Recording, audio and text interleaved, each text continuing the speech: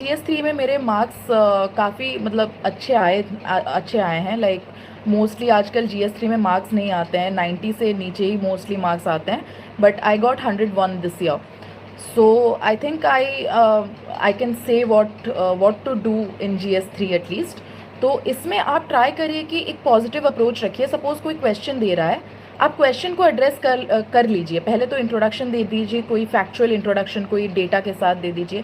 फिर आप क्वेश्चन को एकदम बॉक्स करके आप लिख दीजिए, जो क्वेश्चन पूछा है उसको बॉक्स करिए और उसके बाद पॉइंट टू द पॉइंट छोटे छोटे कंसाइज पॉइंट्स में लिख दीजिए। फिर आप जो कॉन्स है कि क्या लिमिटेशंस है, क्या चैलेंजेस है, उसको भी लिखिए। अगर आपको पूछा नहीं है तब भी लिखिए। सपोज कुछ भी पूछा है, आप 4 चैलेंजेस उसमें लिख दीजिए, but your answer should not end over there.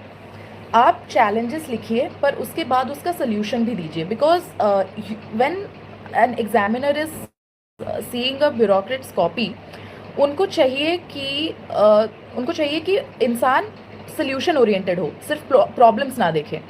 तो जब आप लिख रहे हो लिमिटेशंस, आपने लिमिटेशंस लिख दिया 4 पॉइंट, उसके बाद ये लिखिए कि what to do, what else to do. तो उसमें आप जो आपके कमिटी के रिपोर्ट्स हैं, जो आपके रिकमेंडेशंस हैं किसी कमिटी के, तो वो आप लिख सकते हैं। सपोज़ फूड प्रोसेसिंग पे आपका आ गया क्वेश्चन, तो उस पर आप शांता कुमार कमेटी का कोई रिकमेंडेशन लिख सकते हैं कि ये करना चाहिए।